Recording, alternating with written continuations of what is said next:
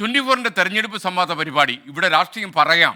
ഇന്ന് എറണാകുളത്ത് ആണ് വൈകുന്നേരം 4 മണിക്ക് ഇന്ന് ഹൈക്കോടതി ജംഗ്ഷനിലെ വഞ്ചി സ്ക്വയറിൽ പരിപാടി അരങ്ങേറും.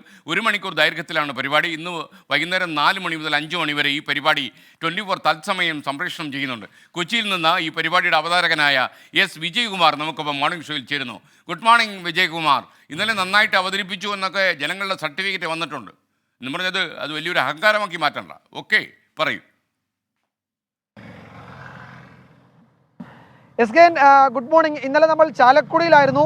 ചാലക്കുടിയിൽ എന്താണ് ഒരു തീവാറുന്ന പോരാട്ടത്തിന്റെ എല്ലാ പ്രതീതിയും അവിടുത്തെ സംവാദത്തിലുണ്ടായിരുന്നു. നേതാക്കൾ സാധാരണ എന്താണ് വോട്ടേഴ്സ് അവിടെ എത്തി അവരുടെ ചോദ്യങ്ങളിലൂടെയാണ് ഏറ്റുമുട്ടൽ മുന്നോട്ട് പോകുന്നതെങ്കിൽ ഇന്നലെ അതിൽ പങ്കെടുത്ത UDF-ന്റെയും LDF-ന്റെയും BJP-യുടെയും പ്രതിനിധികൾ നേരിട്ട് ഏറ്റുമുട്ടുന്ന ഒരു കാഴ്ചയാണ് നമ്മൾ കണ്ടത്. അങ്ങനെ അത് വളരെ ചൂടേറിയ ചർച്ചയായി പോയി. ഇന്ന് നമ്മൾ എറണാകുളം മണ്ഡലത്തിലേക്കാണ് പോകുന്നത്. എസ് കെ നേരത്തെ സൂചിപ്പിച്ചതുപോലെ വൈകിട്ട് 4 മണിക്ക് ഹൈക്കോടതി, മറൈൻ ഡ്രൈവ് ആ ഭാഗത്തുള്ള വഞ്ചി സ്ക്വയർ, നമ്മളുടെ കൊച്ചിയിലെ സാംസ്കാരിക പരിപാടികളൊക്കെ സ്ഥിരമായി നടക്കാറുള്ള വഞ്ചി സ്ക്വയറിലാണ് ഇന്ന് ഈ സംവാദം നമ്മൾ സംഘടിപ്പിച്ചിരിക്കുന്നത്.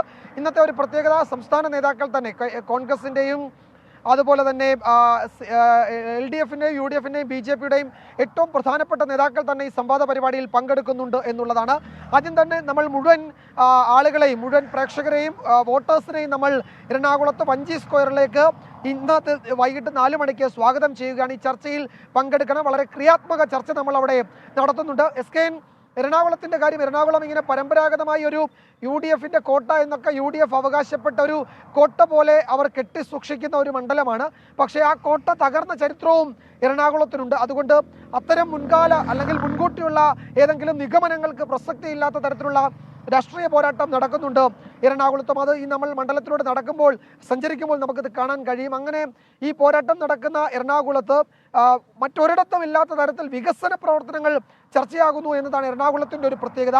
അതിൽ തന്നെ കേന്ദ്ര സംസ്ഥാന സർക്കാരുകളുടെ വികസന പദ്ധതികൾ, കേരളത്തിന് നൽകിയ പണവുമായി ബന്ധപ്പെട്ട സാമ്പത്തിക പ്രതിസന്ധിയുടെയൊക്കെ പ്രശ്നങ്ങൾ, അർഹതപ്പെട്ട പണം വിഹിതം കേരളത്തിന് നൽകുന്നില്ല എന്ന വലിയ വിമർശനം ഉയർത്തുന്ന മന്ത്രി P. രാജീവിനെ പോലുള്ളവരുടെ തട്ടകം, ആ നിലയിൽ കേന്ദ്ര സംസ്ഥാന ബന്ധം വലിയ ചർച്ചയാകുന്ന ഒരു മണ്ഡലമാണ്.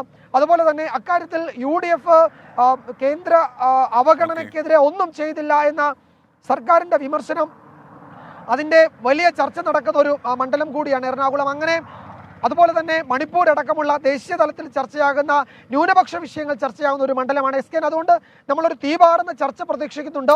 ഒരിക്കൽ കൂടി നമ്മൾ മുഴുവൻ വോട്ടേഴ്സിനെയും വഞ്ചി സ്ക്വയറിലേക്ക് വൈകിട്ട് 4 മണിക്ക് സ്വാഗതം ചെയ്യുകയാണ്. ഈ വളരെ ക്രിയാത്മക ചർച്ചയ്ക്ക് അവിടെ നമ്മളൊരു വേദി ഒരുക്കുന്നുണ്ട്. എല്ലാവരും വരിക, പങ്കെടുക്കുക, നമുക്കത് ഗംഭീരമാക്കണം എസ് കെ. ഓക്കെ വിജയകുമാർ, ഇനിയും തിരിഞ്ഞു നോക്കിക്കോ, അവിടെ ആര്യാസ് ഉണ്ട്, അവിടെ കയറി ഒരു ചായ കുടിച്ചോളൂ. Okay, thank you Vijayakumar. അപ്പോൾ ആര്യാസ് കൊച്ചിയിലുള്ള ഒരു ഹോട്ടലാണ്, പ്രിയപ്പെട്ട പ്രേക്ഷകർ സംശയിക്കേണ്ട.